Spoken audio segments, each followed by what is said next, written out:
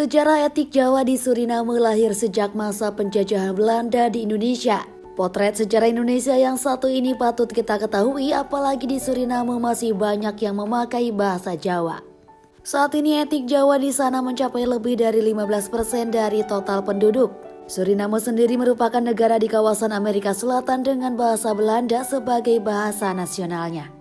Berdasarkan data dari World Matters, total penduduk Suriname per 16 September 2020 mencapai 587.727 jiwa dan 70.000 diantaranya merupakan penduduk etnik Jawa. Keberadaan orang Jawa di sana bermula dari adanya migrasi besar-besaran pada masa pendudukan Belanda di Indonesia dan Suriname. Suriname pernah menjadi wilayah jajahan Belanda sejak Inggris menandatangani Perjanjian Perdamaian Breda tahun 1667. Perjanjian tersebut berisi penyerahan kembali Suriname sebagai wilayah kekuasaan Belanda. Penjajahan Belanda terhadap Suriname berakhir pada 15 Desember 1954 melalui penandatanganan Memorandum Rencana Pengakhiran Penjajahan. Pada masa pendudukan Belanda inilah terjadi migrasi pekerja dari Indonesia untuk memenuhi kebutuhan tenaga kerja di perkebunan. Karena pada masa pendudukan Belanda, perekonomian Suriname mengalami penurunan drastis akibat penghapusan perbudakan pada 1 Juli 1863. Perkebunan sebagai tonggak ekonomi utama di Suriname pun lesu karena kekurangan tenaga kerja, banyak perkebunan yang terbengkalai. Karena hal itu, pemerintah Belanda menandatangani perjanjian dengan Inggris untuk mendatangkan imigran atau buruh kontrak ke Suriname.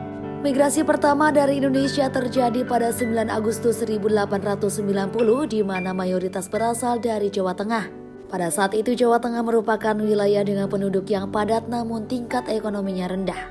Oleh karena itu perusahaan The Netherlands Handel Maatschappiij merekrut 94 orang dan mengirimkannya ke Suriname untuk bekerja di perkebunan tebu dan gula Marienburg. Kemudian perusahaan ini mengirimkan kembali imigran gelombang kedua sebanyak 582 orang Jawa pada tahun 1894. Berdasarkan catatan sejarah Indonesia sejak tahun 1897, kedatangan imigran dari Indonesia dikelola secara langsung oleh pemerintahan Belanda. Dalam rentan waktu 1890 sampai 1939, penduduk Indonesia yang berasal dari Jawa terus bertambah hingga mencapai 32.956 orang. Dari migrasi besar-besaran inilah sejarah etnik Jawa di Suriname berawal, meskipun sebagian kecil dari mereka memilih untuk pulang ke tanah air. Sebab semua buruh yang bekerja di Suriname memiliki hak untuk kembali ke tanah air atau repatriasi jika habis masa kontraknya. Tercatat sebanyak 8.120 orang melakukan repatriasi dan kembali ke Indonesia selama rentan waktu tersebut. 2 tahun setelah Indonesia merdeka, tepatnya pada tahun 1947, gelombang repatriasi kembali terjadi. Sebanyak 1.700 orang pulang ke tanah air. Tak hanya itu, kepulangan massal juga terjadi pada tahun 1954, sekitar 1.000 orang Jawa memilih meninggalkan Suriname. Namun dari keseluruhan imigran Jawa yang pulang ke negara asalnya, sebagian besar justru memilih untuk menetap meskipun hubungan kerja mereka telah habis. Banyak di antaranya memilih tetap bekerja di perkebunan sebagai pekerja bebas. Hal itu karena bagi orang Jawa masa itu bekerja di perkebunan di bawah majikan Belanda bukanlah hal baru. Sehingga menjadi salah satu faktor yang mendorong mereka untuk tetap bertahan hingga terbentuk distrik-distrik yang masyarakatnya merupakan orang Jawa. Meskipun masa kejayaan perkebunan menurun seiring waktu, tidak membuat mereka memilih untuk kembali ke Indonesia. Banyak di antaranya memilih untuk beralih profesi menjadi buruh di berbagai industri yang ada dan terus bertahan hingga saat ini.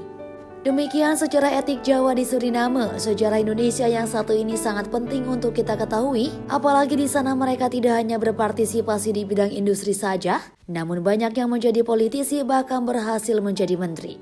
Rizky, Harapan Rakyat Online.